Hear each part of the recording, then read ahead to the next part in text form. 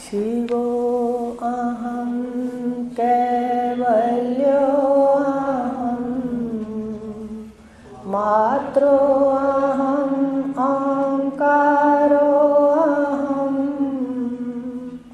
सर्वगत परमानंद स्वरूपो अहं विश्वरूप सर्व प्यारो अहं। ऐसा अपना स्वरूप है। तो आज उसी के लिए बताया था कि इसको ढकने वाला ये 3 शरीरों का समूह है। और ये 3 शरीर इतने मायावी हैं, इतना आकर्षण है 3 शरीरों के व्यवहार के अंदर कि जीव का जो सत्य है, इतना आकर्षण है इस माया के अंदर। इन 3 शरीरों से बना जो व्यवहार है, उसने सत्य को ढक रखा है। उपनिषदों के अंदर है कि स्वर्ण की तरह, जैसे स्वर्ण आकर्षित करता है, उससे ये सत्य ढका हुआ है। मिथ्या से सत्य ढका हुआ है। मिथ्या है ये, देखो आकार जितने भी हैं इसमें व्याप्त है, वो आत्मा है, वो पुरुष है। आकारों ने ढक रखा है, आकार मिथ्या है। मिट्टी में मटका आकार, वास्तव में सत्य नहीं है। आपके शरीरों में स्त्री, आपके शरीरों में पुरुष, ये आकार वास्तव में सत्य नहीं है। ये केवल व्यवहारिक सत्य है, नाटक के अंदर सत्य है, लीला के अंदर सत्य है। तो इस तरह बताया, ढक लिया इन्होंने। आज 3 शरीरों की बात कर रहे थे। स्थूल बता दिया था, सूक्ष्म बता दिया था, कारण शरीर लेंगे आज 209 श्लोक के अपंचीकृत 5 महाभूतों के 17 या 19 तत्वों से सूक्ष्म शरीर तैयार हुआ। सूक्ष्म शरीर अविद्या, काम और कर्म। जो सूक्ष्म शरीर है उसके 17 पुर्जे हैं, 5 ज्ञानेंद्रियों की तन्मात्राएं, 5 कर्म इंद्रियों की तन्मात्राएं, 5 प्राण, मन और बुद्धि, चित्त और अहंकार। ऐसे 19 माने, 17 भी कहे, 19 मुखों वाला भी कहा, भोगों को भोगता है। तो ये जो 19 है ये सूक्ष्म शरीर है। ये अविद्या, कामना और कर्म से मिलता है। और क्या करता है, इससे क्या होता है, देहांतरण, जो एक देह से दूसरी देह में जाना है, वो इसके द्वारा होता है। देहांतरण, रूपांतरण और जन्मांतरण का कारण है।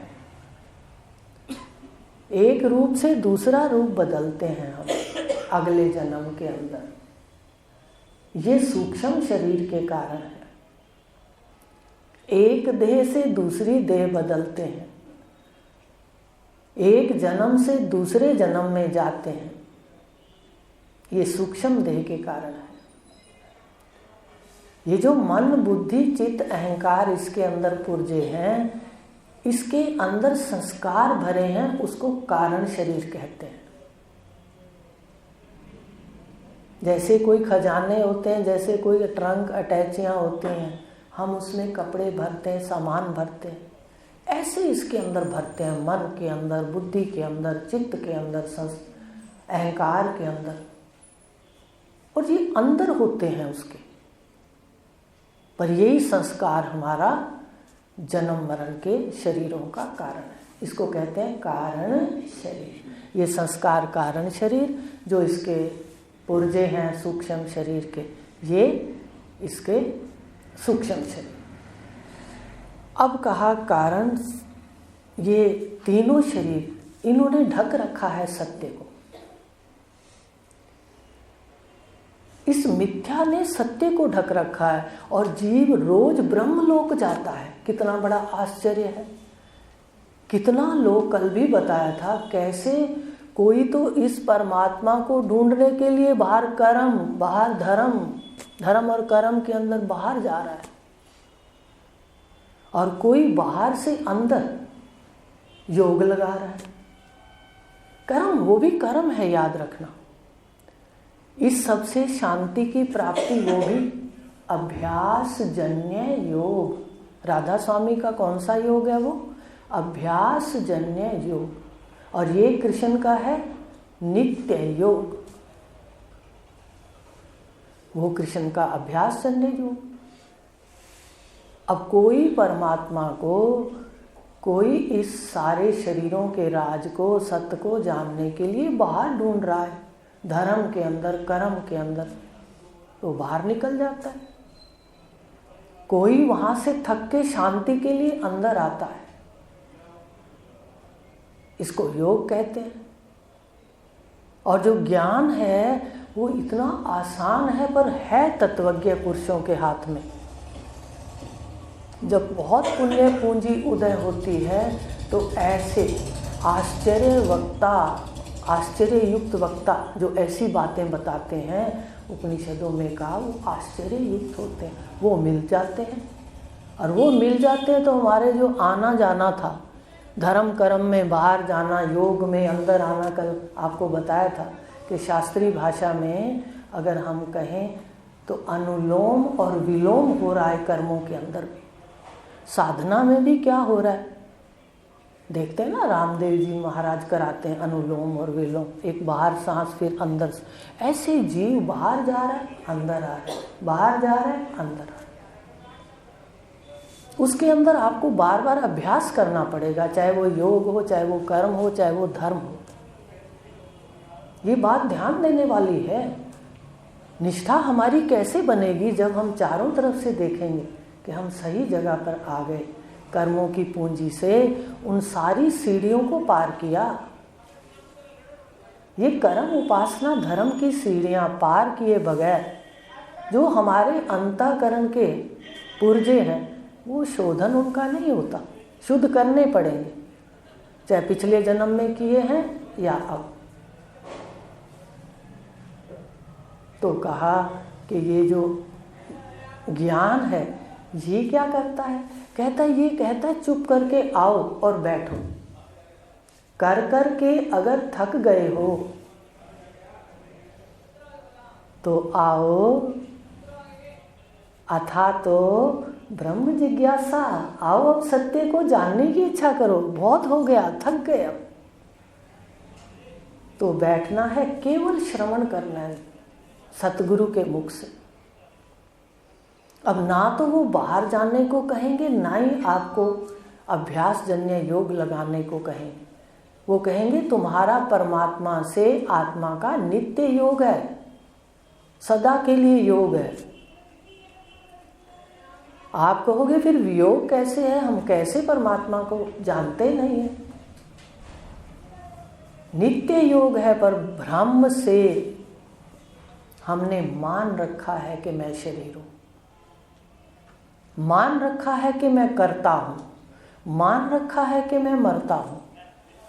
कोई भी धर्म आप में नहीं है इसमें से। बस केवल सुनना है कि तुम आत्मा हो, इन सारे शरीरों से असंग, इनके प्रकाशक तुम ही हो, हृदय रूपी गुफा में हो। पहला साक्षात हृदय रूपी गुफा में है।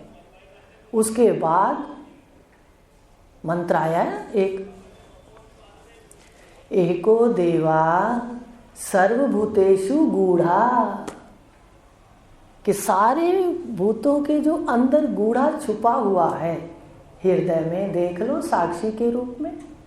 इस लाइन को बताया पहले। सबसे पहले हमने साक्षात हृदय में करना है, आत्मा रूप से।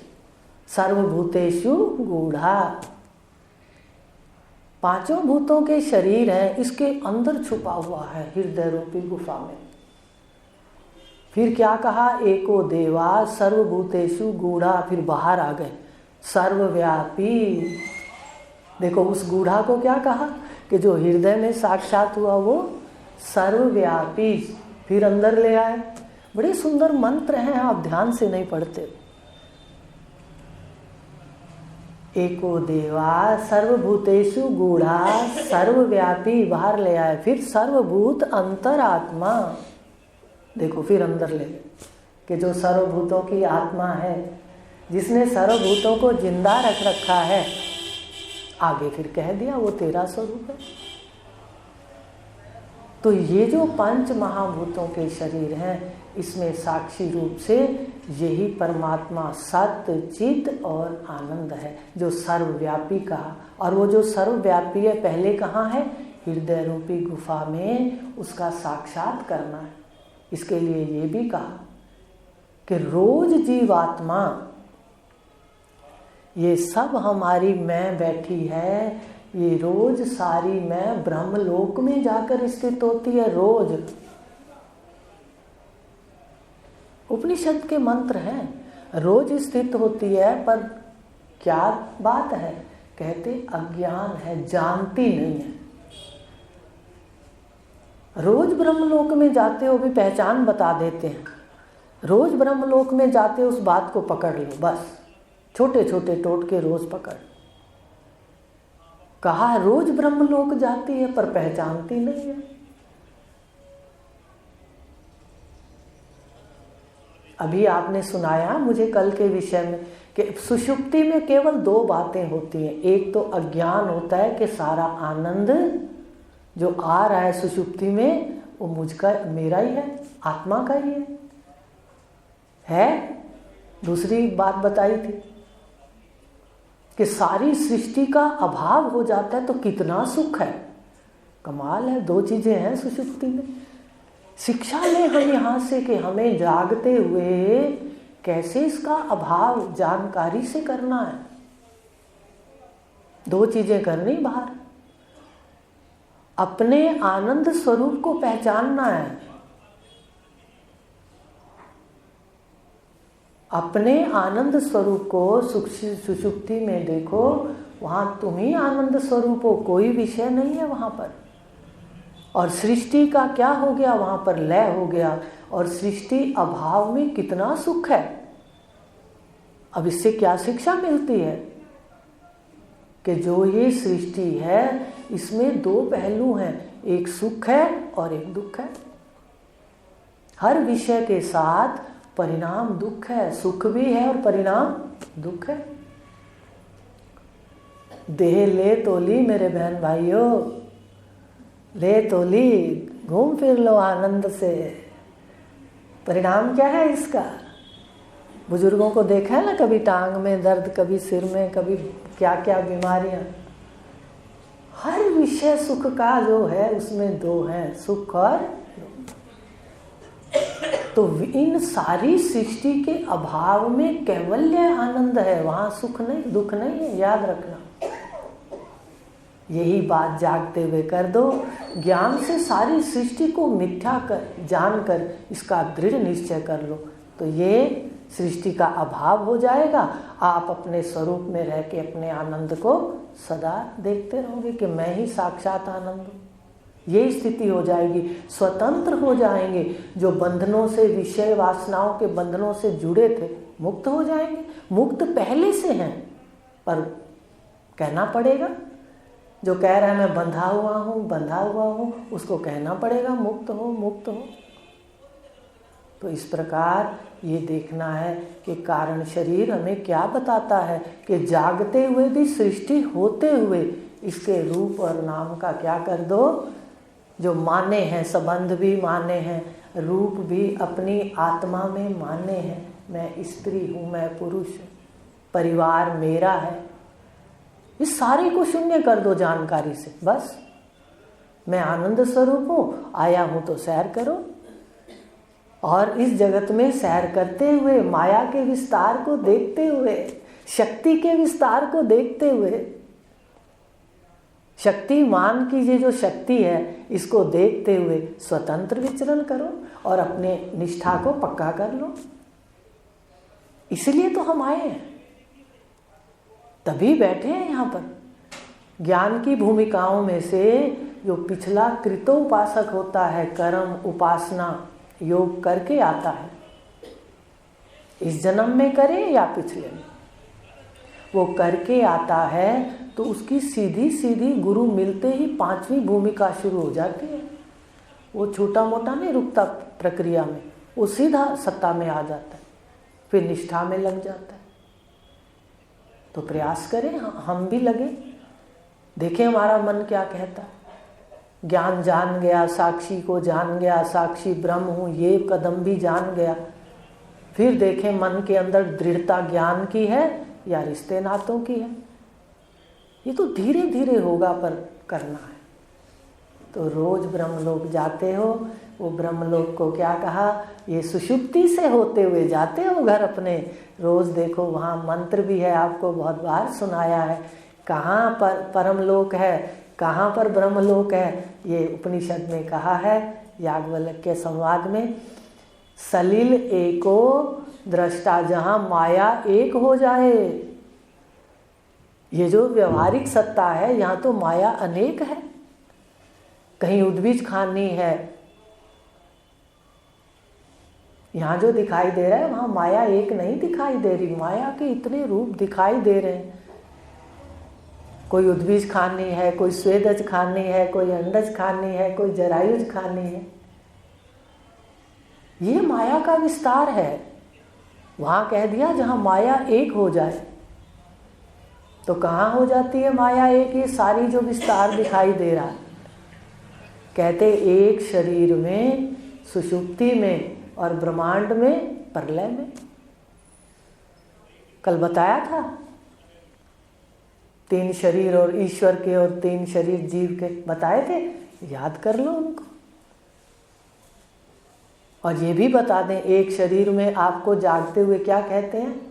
विश्व। और ईश्वर के सारे अहम को जो आंखों में बैठा है उसको वैश्वानर। और ये भी फिर बाद में प्रक्रिया में कहा वैश्वानर ही विश्व है और विश्व ही वैश्वानर है।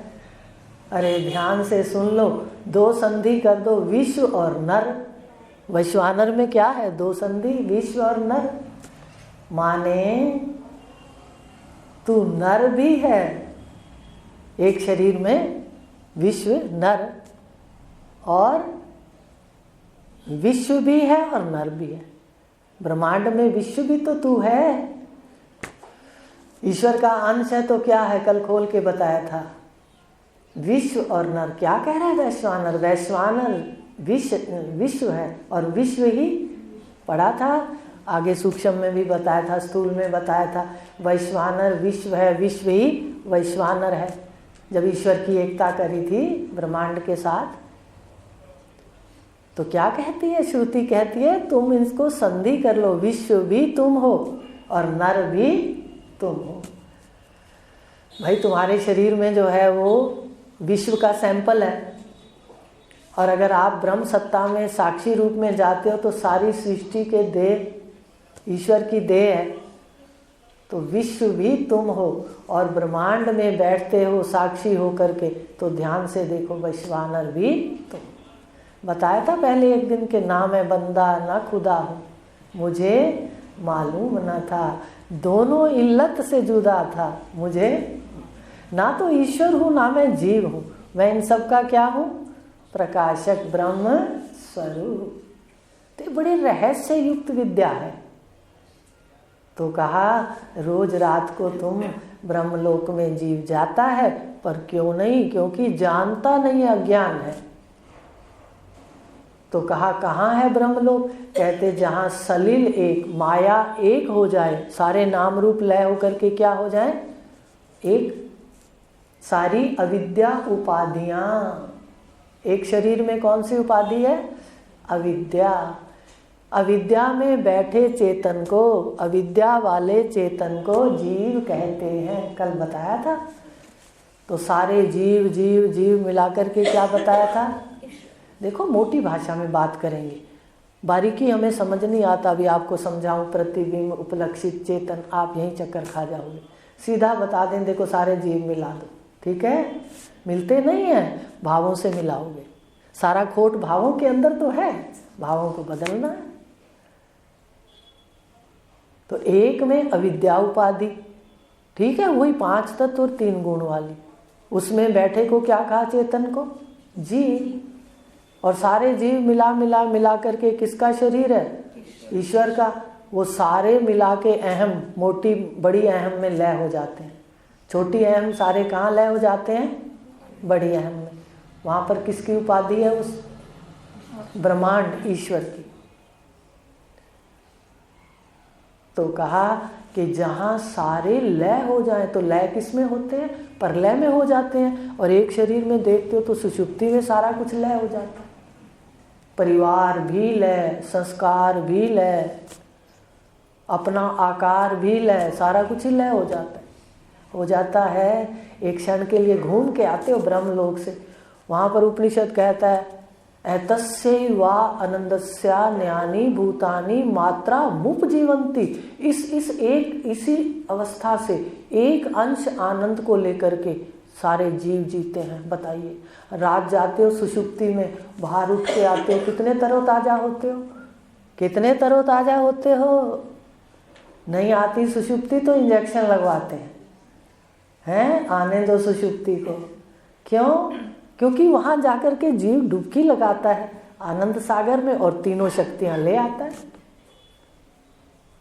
ब्रह्मलोक में जाता है, आनंद से वासनाओं की रस्सियां पहन के जाता है। सुबह होते और वासना की रस्सियां खींच के बाहर ले आती हैं, आजा, जिसके साथ लेना देना है कर ले, आनंद से लो, दो, डरो मत, अपने भावों को सुंदर रखो, लेन देन तो चलेगा। कोई हमसे लेने आया, किसी से हम लेने वाले। तो कहा कि जहाँ जाकर के सारी माया एक हो जाए, सारे नाम रूप एक हो जाए, उसको कहा सलिल एको। उसको सागर की संज्ञा दे दी। जैसे सागर में सारी नदियाँ मिल गई तो सागर एक है, और उसमें जो देखने वाला है सागर का दृष्टा। यहाँ पर सुषुप्ति को, वहाँ पर प्रलय को सागर कहा, सुषुप्ति को ही देख लो, उसका देखने वाला कहा अद्वैत है। सलिल एको, माया एक है और दृष्टा अद्वैत है। जागृत में कितने दृष्टा हैं? देखो, गिनती करो। आप, मैं भी कहूंगी दृष्टा, आप भी कहोगे दृष्टा, दृष्टा, दृष्टा, दृष्टा, दृष्टा। कितने दृष्टा? एक, अनेक। धीरे धीरे बताएंगे, एक बार अनेक दृष्टा तो देख लो। वो कह रहे हैं दृष्टा अद्वैतो, जहाँ द्वैत नहीं है, दृष्टा अद्वितीय है, वहां पर ब्रह्मलोक है। चलो चलें। सलिल एको, माया को एक कर दो। दृष्टा को अद्वैत करने के लिए शीशे लगा लो अपने सामने। आप देखो आप कितने हो जाते हो शीशे के कारण। ऐसे जो ये अंतःकरण है, ये सारे शीशे हैं, और मैं सबकी एक है, बड़ी मैं जो सुषुप्ति की प्रकाशक है। अब शीशे खड़े हुए, एक को अहम बहुश्याम, मेरी मैं अनेक हो गई। अब अनेक से एक, एक से अनेक, तो दृष्टा वहाँ क्या हो गया? अनेक होते हुए भी अद्वैत हो गया। उस दृष्टा से भिन्न कोई दूसरा दृष्टा है नहीं। आगे फिर कल करेंगे बात, समय हो गया। आज इतना ही पढ़ेंगे, कल याद दिला देना विषय कहाँ छूटा था। सलिल एको, माया को एक करके आना, कल यही विषय सुनूंगी, ठीक है। फिर आपसे सुनूंगी कि माया में द्वैत कैसे हुआ, शीशे याद रखना। सलिल एको और दृष्टा, और यहाँ तो दृष्टा दृष्टा अनेक बैठे हैं सभी। फिर बताएंगे राज कैसे अनेक होता है, कैसे एक देखना द्वितीय होता है। तो ब्रह्मलोक की सैर करेंगे रोज, फिर बताएंगे कि जागृत में इसी अवस्था को रखना है।